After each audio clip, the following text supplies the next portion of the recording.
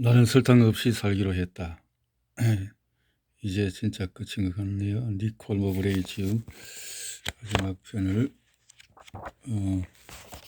레시피에 대해서 봤고, 이제 9장의 저설탕 생활을 유지하기 위해서 어떻게 했는가. 어제 나는 런던 번화가의 카페에 앉아 스크램블 에그, 훈제 연어와 버섯을 먹으며 흘러가는 세상을 구경하고 있었다. 원래 이 책 작업을 하려던 참이었지만은 잠깐 쉬고 운동 다녀와서 점심을 먹기로 결심했다. 날씨가 눈부셨다. 사람들이 집에 나와 오랜 겨울 끝에 거울 밖으로 나온 두더지 마냥 햇살에 눈을 깜빡이고 있었다. 평소 습관대로 미적미적 시간을 보내는 사이 한 여성이 들어와 내 옆 테이블에 앉았다. 우리 앞에 창문 안 선반에는 브라우니, 트리클 타트, 머랭과 커다란 케이크가 한가득 놓여 있었다. 나는 당연히 그걸 너무 오래 쳐다보지 않으려 했다. 종업원이 오자 그 여자분은 친구를 기다리고 있다며 잠시 후 주문하겠다고 했다. 일행이 오자 음료를 시키고 케이크를 먹겠느냐고 물었다. 나중에 온 친구는 부활절에 여행을 갈 예정이라 먹는 걸 조절 중이라며 사양했다. 하지만 여자분은 끄덕하지 않고 밀어붙였다. 그럼 뭔가 나눠 먹을래? 친구가 다시 아니라고 사양했다. 처음에 온 여자분은 쯧쯧 혀를 차며 또 뻔한 말을 덧붙였다. 나 혼자 다 먹으려니 좀 그런데 브라우니 작은 걸로 같이 먹자. 결국 다이어트를 하는 친구는 두 번의 단호한 거절을 받아들이지 못하고 위압적인 친구에 밀려서 마지못해 고개를 끄덕이고 말았다. 이 이야기를 하는 이유는 이 장의 내용이 거절과 저설탕 생활을 유지하는 방법에 대한 것이기 때문이다. 세상에는 맛있는 것이 참 많기도 하다. 케이크, 과자, 감자칩, 과일맛, 요거트, 초코바, 탄산음료, 술, 과일, 스무디, 밀크쉐이크, 파스타, 아이스크림, 하얀 쌀밥, 감미료, 빵, 케첩, 익힌 콩요리, 페스트리, 각설탕, 즉석식품, 말린 과일, 꿀, 시리얼, 푸딩, 사탕, 소스, 과시릭, 테이크아웃, 커피, 아가베 시럽, 피자, 잼, 처트니, 과일, 설탕, 향신료 등을 이용한 소스. 당장 머리에 오르는 것만 해도 이 정도다. 모양도 재료도 엄청나게 다양한데 한 가지 공통점은 다들 맛있어 보인다는 것이다. 영국에서 이 책을 읽고 있다면 분명 고개를 끄덕일 것이다. 영국인들은 매년 거의 600만 리터의 단 음료수를 소비한다. 그리고 초콜릿도 있다. 조사에 의하면 영국인들은 2012년 1인당 95kg에서 11kg의 초콜릿을 먹었다고 한다. 1년에 한 사람당 보통 사이즈의 판초콜릿을 211개 먹어 치웠다는 뜻이다. 이로 인해서 스위스와 아일랜드 다음으로 전 세계 소비량 3위를 차지하게 되었다. 스위스가 많이 먹는가 봐요. 스위스, 아일랜드. 너무도 좋았던 음식을 포기하는 끔찍한 일처럼 느껴지지만은 그렇더라도 지금처럼 단 것을 자주 먹어서는 안 된다. 그저 하는 소리가 아니다. 틀림없이 세계보건기구에서는 모든 사람이 설탕 섭취를 절반으로 줄여야 한다고 권고할 것이다. 세계보건기구는 설탕이 우리를 뚱뚱하고 병들게 하며 치아를 썩게 한다고 말한다. 멀쩡한 정신 상태라면 단 것을 줄이는 일을 좋아할 사람은 거의 없을 것이다. 설탕을 줄였을 때 얻을 수 있는 그 모든 이점을 아무리 떠올려 보아도 쉽게 발을 내딜 수 없는 험난한 여정이다. 순간의 만족을 버리고 장기적으로 한결 좋아진 피부를 얻기 위해서 아침 과일 주스와 시리얼을 끊어야 한다. 동화와 영화 같은 짠하고 변하는 게 아니라 정말 실질적이고 작은 매일의 실천과 마주해야 하는 것이다. 변화에는 단계가 있다고 아만다 힐스는 말한다. 아만다 힐스는 아마 이 설탕에 대한 폐해에 대한 책을 쓴 분 같습니다. 변화 모델이라는 게 있는데 어떤 종류의 변화에든 적용이 가능해요. 30여 년 전 알코올 중독자 여자 연구자 카를로 디 클레멘테와 제이오 포로체스카가 생활에 뭔가 변화를 가져오려는 사람들은 행동 변화에 앞서 모두 이러한 단계를 거친다는 것을 발견했습니다. 그래서 변화 모델 단계라고 하는 거죠. 맨 처음은 심사숙고 이전 단계입니다. 예를 들어보죠. 나는 원래 담배를 아주 가끔 피웠는데 그러다가 요가를 하게 되었어요. 내 몸에 집중하고 심호흡을 하라는 말을 듣고 따라하다가 건강한 폐와 이렇게 잘 기능하는 몸을 갖고 있다니 얼마나 운이 좋은가 생각했죠. 물론 담배에 타르가 들어있다는 건 진작 알았지만은 요가 중에 내 폐에 쌓여가는 타르를 떠올린 거예요. 내 심사숙고 이전 단계는 왜 이제 담배는 피우고 싶지 않아 였지요. 설탕 섭취량을 줄이고 싶은 사람이라면 설탕이 어떻게 체내에서부터 피부를 늙게 하는지 호르몬을 엉망으로 흐트러 놓는지 생각해 보면 되겠죠. 나이를 먹어갈수록 체중이 늘거나 병에 걸린 모습을 상상할 수도 있고요. 이 단계는 포기할 준비가 되었다는 뜻은 아니지만 자각이 드러나는 거예요. 이런 것은 이제 성공에 대한 책을 쓴 분들이 이렇게 성공 마인드의 꿈을 가지거나 혹은 또 안 좋았던 부분들을 떨쳐내기 위해서 많이 활용하는 이런 내용인데 이렇게 활용을 하면 좋겠다라는 것을 보게 되는군요. 여러분은 당연히 이미 심사숙고 이전 단계를 거쳤기에 이 책을 읽고 있을 것이다. 내게 있어 심사숙고 이전 단계는 아주 빨리 일어났다. 말 그대로 몇 시간 만에 식단에 대해 생각하다가 섭취하던 설탕의 양을 깨닫고 형광등에 불이 번쩍 들어오는 것 같은 기분이었다. 내가 몸으로 느끼고 거울을 볼 때 발견하는 많은 부정적인 증상에 설탕이 일조하는 게 아닐까 하고 두 번째 단계는 심사숙고입니다. 앉아서 변화 가능성을 고려해보고 그걸 끊으면 어떨까 하는 생각하는 거죠. 머릿속으로 여러 상황을 떠올려 봅니다. 설탕을 끊는 게 가능할까? 잠재의식에서 설탕을 끊은 특정 생활에서 자신을 그려보게 됩니다. 술을 안 마실 수 있을까? 정크푸드를 안 먹을 수 있을까? 머릿속에서 그 역할극을 전개하며 어울리기에 가장 좋은 사람이 누구일지, 당신의 금주를 제일 잘 참아줄 사람이 누구인지, 누구를 또는 어떤 곳을 피해야 할지를 생각하지요. 예를 들어 내가 X와 Y하고 만나면은 걔들은 술을 안 마시니 괜찮을 거야. 하지만 Z는 진짜 놀기 좋아하니까 좀 힘들겠지 라고 떠올리는 거죠.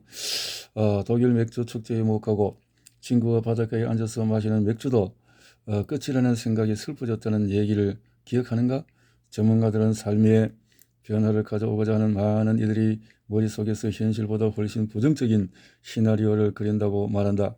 장점은 과소평가하고 단점은 과대평가한다. 정말 원한다면 친구와 바닷가에서 맥주를 마시지 못할 이유는 없다. 설령 나는 맥주를 마시지 않아도 친구와 바닷가에 앉아 기억에 남는 즐거운 시간을 보낼 수는 있다. 18살부터 설탕을 끊기로 결심한 30살까지 15년 동안 술을 마셔봤지만 독일 맥주 축제에 간 적은 없다. 정말 가고 싶어 한 게 아니었기 때문일 것이다. 애초에 왜 심사숙고 단계 때 그걸 아쉬워했는지 모르겠다. 3단계는 준비입니다. 시도할 준비를 하는 단계죠. 당장 첫 번째 성공한다는 뜻은 아니에요.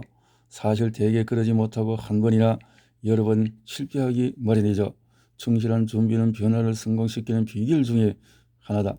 찬장 안 한 것들을 모조리 내다버린 것이 내게 준비 단계이다. 안 단 것들을 달지 않은데도 버렸다. 나는 힘닿는 한에서 모든 유혹을 치워버렸다. 다음날 쓰레기통을 뒤져서 농축액병에 든 것을 마셨지만 준비 단계를 시작한 것은 맞다. 전문가들은 이때 친구들에게 도움을 청하도록 권한다. 나는 직장 친구들에게 내가 하려는 변화에 대해 말했고 그들은 내가 흐트러지지 않게 도와주었다. 다음은 행동이죠. 따로 설명이 필요 없는 단계, 하나씩 단계를 밟아왔으니 이제 설탕을 끊거나 금연에 들어가는 겁니다. 행동 단계는 변화를 시작한 후로 최대 6개월까지 지속이 된다. 전문가들은 이것이 좋은 변화라는 확신을 강화시키기 위해 자주 스스로에게 보상을 해줘야 한다고 믿는다. 서서히 드러나는 새롭고 건강한 자신도 보상이 될 수가 있다. 이건 너무 건전하다 싶으면 내가 했던 대로 하면 된다. 자신에게 새 옷을 상으로 주는 것이다. 나는 늘 쇼핑광이었다. 13살 생일 때에는 선물로 돈을 달라고 해서 하루 나를 잡아서 나탈리 엄마 그리고 우리를 컨버터블 지프에 태워준 엄마 친구 그리스까지 해서 길포드로 향했다. 거기서 켈빈 클라인 반바지와 어울리는 조끼 비네통 가방에 돈을 거의 다 썼다. 12살 때인 부모님을 졸라 머리 파마를 한 것보다 나은 결정이었다. 워딩 시내의 미용사는 앞머리까지 파마를 해주었다. 말문이 막힐 만큼 놀랍기는 했다. 끔찍하다는 점에서 예산에 따라서 중저가 브랜드 명품이란 상관없이 새 옷과 멋진 헤어스타일은 근사한 보상일 뿐만 아니라 딱히 다이어트를 하는 기분이 아니더라도 주 단위로 허리가 쭉쭉 줄어들고 있을 테니 필요한 물건이기도 하다. 마지막 유지가 있습니다.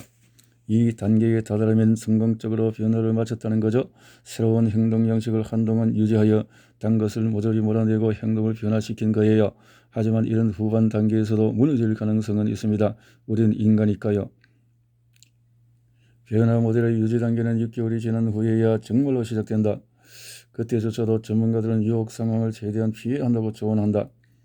마트에서 파는 대다수 상품에 다량의 정제당이 들어있기에 일상적 장보기조차 저설탕 생활을 실천하는 중인 사람에게 유혹이 될 수 있다. 마음보다 몸이 훨씬 설탕을 끊기 쉽다는 것은 다들 알 것이다. 앞서 했듯이 나는 며칠 동안 누가 캔 콜라 마시는 것을 볼 때마다 가서 한 모금 달라고 애원하고 싶은 마음을 꾹꾹 눌러 참아야 했다. 이렇게 케이크 누르기는 하지만 이걸 아는가 이따금 저설탕 실탄에 실패해도 또 벗어나도 크게 상관없다. 사실 원하는 것을 소중히 여기며 먹고 자신에게 여지를 주어 별식으로 받아들이는 쪽이 낫다고 생각한다. 설탕 섭취량을 줄이는 여정에서 가끔은 유혹이 뜬금없이 불쑥 나타날 수도 있다. 전혀 예상도 못했을 때 길모퉁이를 돌다가 민트 초콜릿 아이스크림을 먹고 있는 사람과 마주치면 입가가 움찔거리게 될 것이다. 바로 어제 화창한 봄날 브라이튼에서 내게 벌어진 일이었다. 비록 무너지진 않았지만 뭔가 단 걸 먹고 싶은 욕구가 슬림없이 스며들어오기도 한다.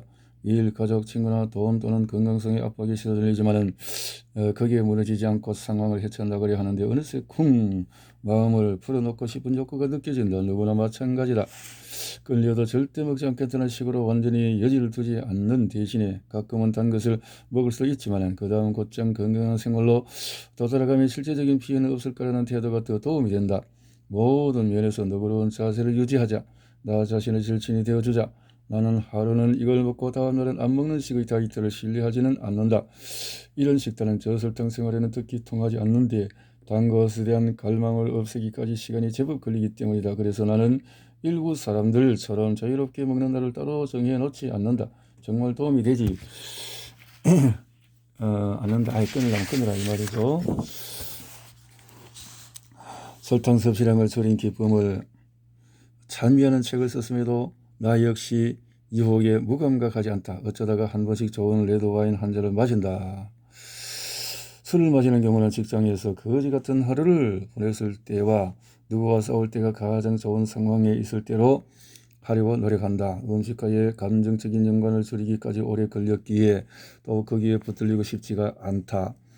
친구들과 만나거나 저녁 모임에 가끔 레드와인을 한 잔 마시는 경우 그게 즐겁기 때문일 다른 이유는 없다. 그렇게 먹을 수 있다는 거죠. 우리는 로봇이 아니니 무너질 때가 있겠지만 거기에 매달리거나 집착하지 말고 하나씩 먹어주라 이 말이죠. 며칠 또는 그 이상 저설탕 식단에서 벗어나는 것은 바람직하지 않다. 예를 들어서 휴가 내내 하루에 3번씩 단 것을 먹어서는 안 된다는 말이다. 나중에 그 금단 과정을 전부 겪어야 할 테니 나라면은 사양이다. 그렇게 된다면 어쩔 수 없지만 피할 수 있는 게 더 편하다.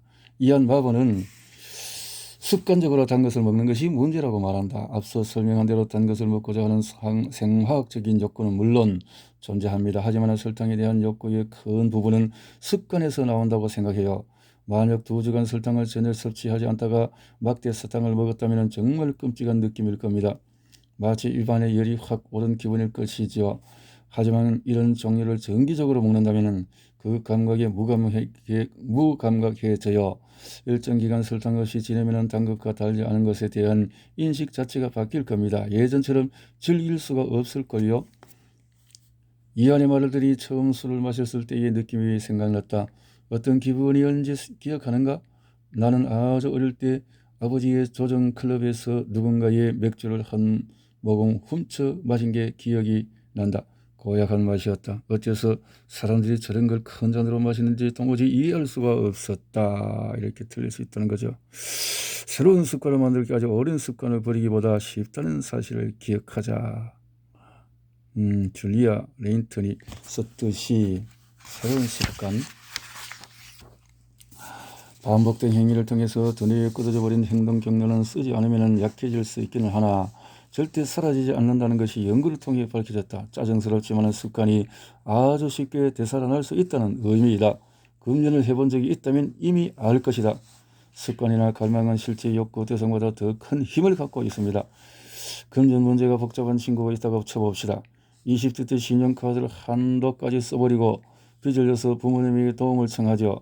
부모님은 도와주마 하지만은 이 일로 내게 깨우친 게 있었으면 좋겠구나 하실 테고 그녀는 깨우쳤다고 대답하지요. 하지만은 같은 일을 또 저지릅니다. 그리고 또 그러면 이 사람의 문제는 돈이 아니라 책임감이나 권리, 성인으로서의 자각 부족 등이라고 추정할 수 있겠지요.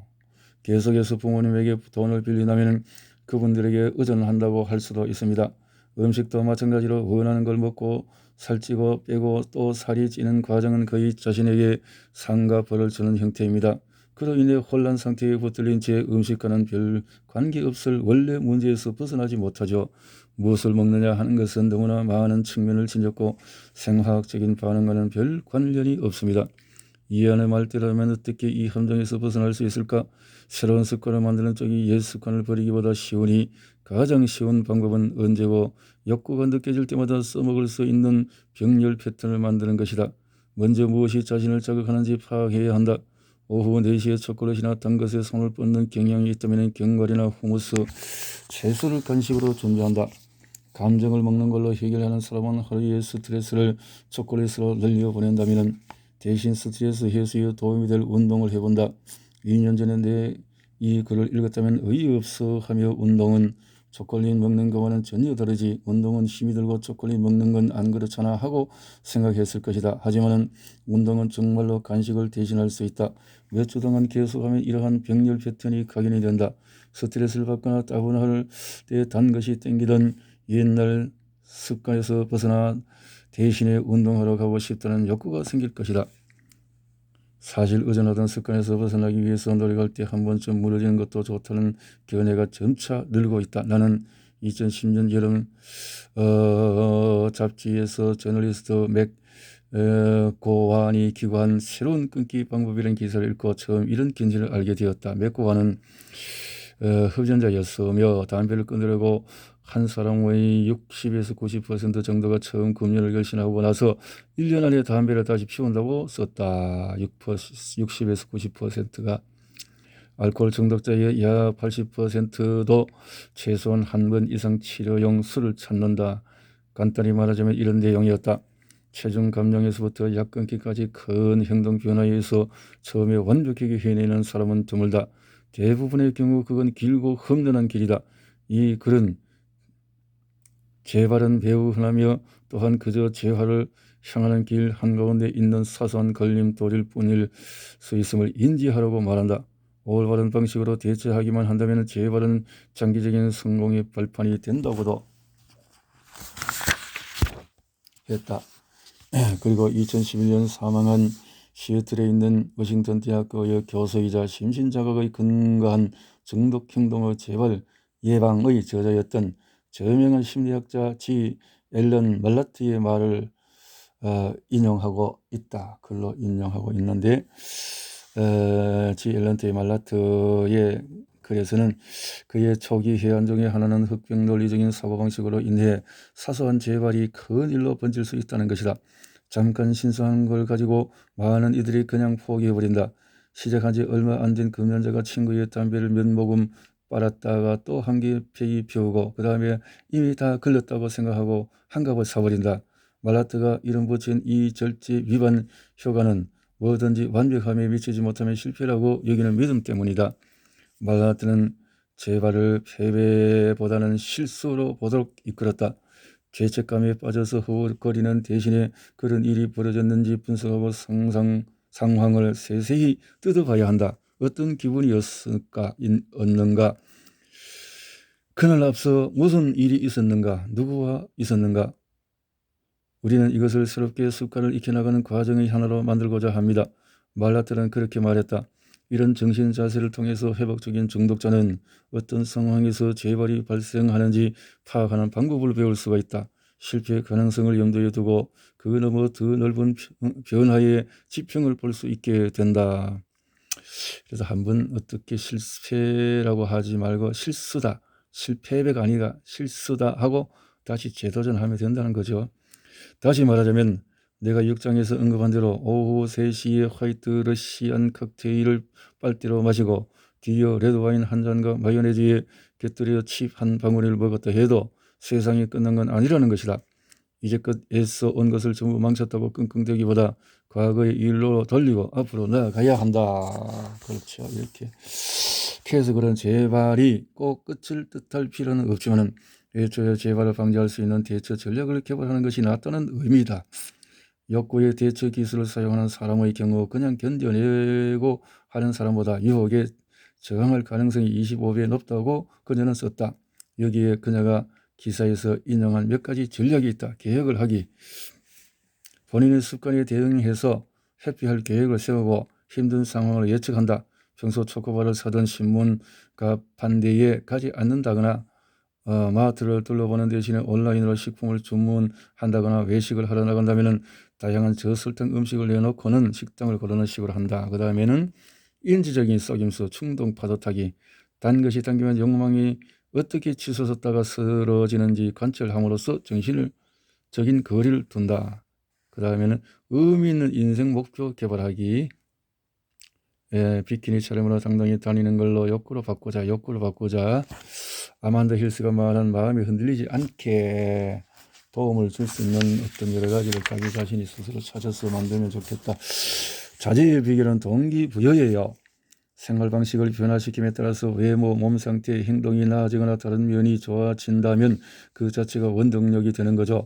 설탕의 경우에 더 활력이 넘치는 게 느껴지고 체중이 주는 게 보이고 피부와 눈이 깨끗해지고 머릿결이 빛나고 스트레스가 덜 느껴지고 기분이 나아지면 간식 욕구가 그렇게 절실하지 않게 됩니다. 알다시피 인간은 그러한 변화 자체로도 충분한 보상이 되거든요. 이전의 자신으로 돌아가고 싶지 않다는 데서 동기부여를 받게 됩니다. 예를 들어 친구들과 칵테일을 마시러 나갔다가 과음하게 된다면 다음날 아침에 깨어나 속이 뒤집힐 거예요. 그러면 끄는 게 옳은 선택이었다는 확신이 강하게 되는 계기가 될 것이고 효율적으로 옛날과 다른 새로운 보상을 택하도록 바뀌게 됩니다. 이건 나도 공감할 수 있는 이야기다. 비록 열성적인 운동 강의 아니지만은 이렇게 따라하기도 하고 다양하게 요가를 따라하기도 하고 뭐 다양하게 이렇게 해서 동기부여를 가져서 나는 설탕을 끊음으로써 엄청난 좋은 효과를 볼 수 있다라는 것을 머릿속에 그린다는 거죠. 그리고 그건 목적을 위한 수단이 되기도 한다. 아침에 일어나자마자 뭔가를 하기를 정하면 내가 즐겨 하던 늦은 밤 술자리를 확실히 끝장낼 수가 있다. 결정. 의지력이 부족하거나 아침형 인간이 아니라면 누군가 다른 사람과 함께 해보자. 나는 가끔 운동 약속을 잡곤 한다. 트레이닝 이렇게 해서 내가 주도권을 갖고 움직여 나간다라는 거죠. 주도권을 갖고 움직이자. 10장 저설탕과 미래는 그러면 어떻게 여전날 일관계 식사 자리에서 초면인 여자가 내게 몇 살인지 물었다. 나는 35이라고 답했다. 그제가 충격받은 얼굴로 주위를 돌아보며 말했다. 니콜은 10살은 어려 보여요. 피부가 끝내주네요. 물론 상당 부분은 이에 발린 말이고 식당은 상당히 어두웠으니 도움이 되긴 했을 것이다. 내가 실제 나이보다 많이 어려 보이지는 않는다고 생각해도 그래도 우쭐해졌다. 누군가 내 부위에 대해서 긍정적인 말을 해주다니 2년 전에는 절대 없었던 일이다. 오히려 상태가 꽤나 심각해서 울긋불긋 성이 나 있었다. 2012년 나는 과체중에 불과하고 스트레스에 찌든 얼굴, 우울한 얼굴의 모습이었는데 이런 것이 이렇게 바뀌어졌다라는 것에서 대단한 자존감을 느끼게 되었다는 건데요. 어느 날 문득 내 인생에서 스스로 책임을 지기로 결심했다. 내 인생을 바꿀 수 있는 사람은 나뿐이라는 것도 깨달았다. 그리고 가장 마음에 걸리는 것은 몸무게였다. 비록 인정하는 것보다도 더 외모에 신경을 쓰기는 하지만은 단순히 미적인 이유에서만이 아니라 건강이 걱정되었다. 과체중이 좋지 않다는 건 다들 아는 사실이고 나는 이미 심장 문제가 있다. 그래 몇 킬로그램 더 나간다 한들 세상이 끝나는 건 아니지만은 국가적으로 비만은 심각한 사회 문제가 되고 그럴수록 이미 허덕이는 국가 의료보험 재정에 가해지는 부담도 커진다. 그래서 내가 먹는 음식을 꼼꼼히 살펴보고 문제를 파악한 후에 고치기로 마음먹었다. 고치기로 며칠 만에 결과를 눈으로 확인할 수 있었다. 눈이 맑아지고 빛나고 허리도 줄어들고 미각과 후각이 예민해지고 피부가 깨끗해졌다. 이렇게 좋은 것을 보게 되어지면은 더 자존감을 갖고 그것을 지키게 될 수가 있겠죠. 이렇게 사이즈도 아주 날씬해지고 이렇게 되었다는 거죠. 당을 끊는다는 것은 생활 전체를 바꾼다는 뜻이었다. 이렇게 기적의 치료법은 없다. 원칙에 충실해보자. 원칙에 충실하자. 그래. 좋은 소식만 있지만 않다. 저설탕 생활은 돈이 많이 들 수가 있다. 그래 좀 돈이 들 수 있지만은 말이 나왔으니 우정에 대해서 얘기해보자. 2년 동안 내 친구들은 전반적으로 아주 협조적이었다. 그렇지만은 여진 내가 설탕을 거의 먹지 않는다는 대해서는 놀라곤 한다. 저녁을 먹으러 나갔는데 내가 와인을 사용하거나 먹음직스러운 흰빵 바구니를 피하면 친구들이 놀라며 묻는다. 너 아직도 설탕 안 먹어? 아직도? 이제 한번 끊었으면 또 먹을 줄 알았는데 이렇게 얼마 전까지만 해도 사람들은 펍이나 식당에서 금연을 해야 한다고 나는 상상조차 못했다.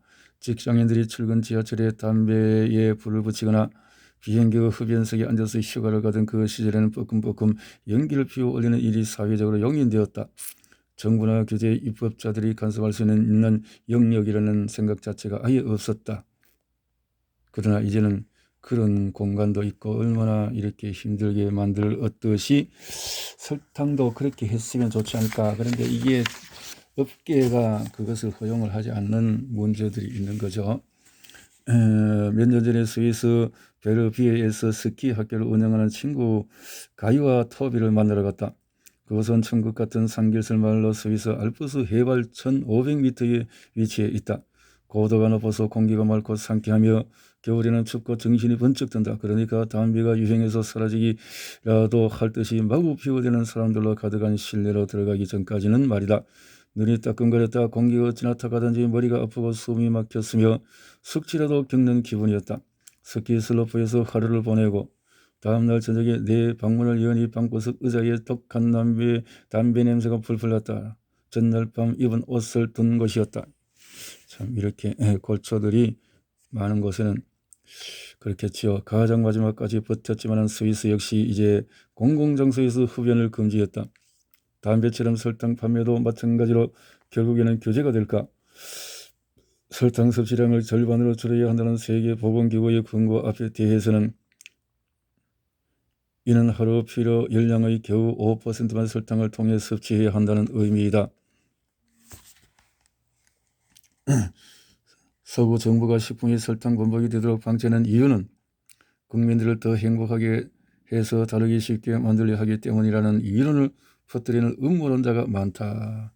일부 의학기관과 식품업계로부터 비판을 받아온 캘리포니아 대학 소아 뇌분비학 전공 로버트 러스티그 교수는 반설탕 운동의 선봉장이다. 그에 져서 단맛의 저주가 2012년 말 출간되었을 때 전 세계적으로 주목받았고 90분 강의 설탕 그 씁쓸한 진실은 유튜브에서 450만 이상의 조회를 기록했다. 이것이 유튜브에 있군요. 단맛의 저주. 러스티그 교수가 가장 유명하기는 해도 최초의 설탕 회의론자는 아니다. 영국인 교수 존 유드키는 현재 과잉당 섭취에 따르는 위험에 선지자적인 경고를 했다고 평가되는 설탕의 독을 1972년에 출간을 했다. 이런 책들이 오래전부터 있었는데도 사람들이 보질 않는다는 거죠. 설탕의 독 출판은 유드킨 커리어를 치명적으로 끝장냈다. 하지만 그 책은 최근 러스티그 교수의 소문을 곁들여 재출간되었다. 비록 유드킨 교수는 살아서 볼 수 없었지만 분위기는 반전되었다. 사람들은 점차 러스티그 교수의 말대로 지방 때문이 아닙니다. 여러분은 지방 탓이 아니에요. 이런 책들이 지방의 어떤 최강의 식사 지방이 최근에 그렇게 인기를 얻었지만 사실 그것이 개인적으로 어떤 체험한 것이라기보다는 이런 책들이 벌써 미리 나왔기 때문에 이런 것에 대한 영향을 받은 것을 또 알 수가 있겠네요. 2014년 3월 세계보건기구의 영양 담당자 프란체스코 브랑카는 데일리 메일지의 설탕은 정정 비만으로 연결되며 전 세계적으로 5억 명 사람들에게 영향을 미쳐서 이제 담배만큼이나 위험하다고 말했다. 이런 것들이 중독성에 대해서 과학이 설탕의 중독성을 밝혀내리라 생각합니다. 우리에게 설탕 교육 프로그램이 필요하며 설탕세를 도입해야 할지도 모릅니다. 이 세금은 국가적인 비만 위기가 따른 건강성의 문제를 해결하는 데 쓰일 것이다. 뭐 세상이 정상적인 세상이 된다면 그렇게 하겠지만은 세상이 이상한 세상이고 또 여러 가지 이 경제적인 논리를 가진 사람들의 어떤 장악한 세상이라면 이런 것들이 해결되기가 굉장히 어렵겠죠. 옥스퍼드 대학의 리딩 대학의 조사에 따르면 20%의 설탕세가 붙는다면 영국 비만 인구가 18만 명이 줄어들 것이라고 한다. 발상은 그렇지만은 식품 함유된 설탕 문제는 2015년 선거에 나설 정당들의 정치적인 이슈가 될 것으로 보인다. 이제는 이렇게 설탕의 문제들이 많이 생기니까 자, 이렇게 우리는 사람의 고통을 받거나 일찍 죽는 일을 방지하려고 행동에 나섰습니다. 심혈관 문제들이 이렇게 해서 나왔다라는 거죠. 그래서 고혈압이 사망의 요인인데 두 번째로 포화지방은 콜레스테롤을 올리죠. 올리브 오일 한 큰술로 칼로리 측면에서 사과 4개와 맞먹습니다. 마지막으로 당이 있습니다. 수천 년까지 아무도 식사에 소금을 넣지 않았고 설탕도 마찬가지였죠. 수백 년 전 너의 노동으로 값싸게 만들어지기 전까지 음식에 넣지 않았어요. 설탕은 여기서는 지금 소금에 대해서 아주 그렇게 강조가 없다라는 것은 좋은 소금이 없었다는 것을 생각하게 되어지는데요. 우리 단체는 처음에 식품 업계들이 천천히 식품에서 소금을 줄이도록 했지요.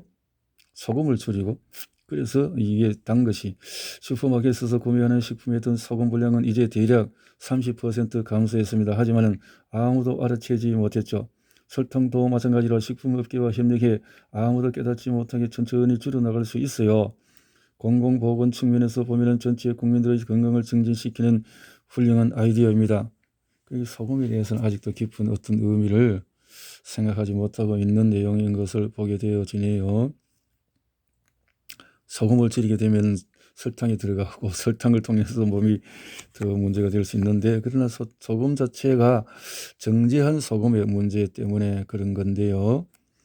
자, 설탕의 경우에는 사람들이 더 의식하고 식단에 줄이는 것에 민감하니 좀 다르겠지만은 우리는 역시 아무에게도 말하지 않고 드러나지 않게 그냥 하려고 합니다. 식품업계가 일반 음료 수위에서 설탕을 10% 줄이고 1년 후에 10% 줄이고 그 다음에 또 10%를 줄이면은 3년 동안 전 세계적으로 음료 수에 함유된 당류를 총 30% 감소시킬 수 있습니다. 열량 섭취에 어마어마한 영향을 끼칠 수 있습니다. 그런 맥거리거 교수가 제안하는 우리가 할 일은 무엇일까? 섭취 열량, 소금 섭취량과 포화 지방 섭취량을 줄여야 합니다. 나는 절대 설탕을 먹지 않고 즐기지도 않아요.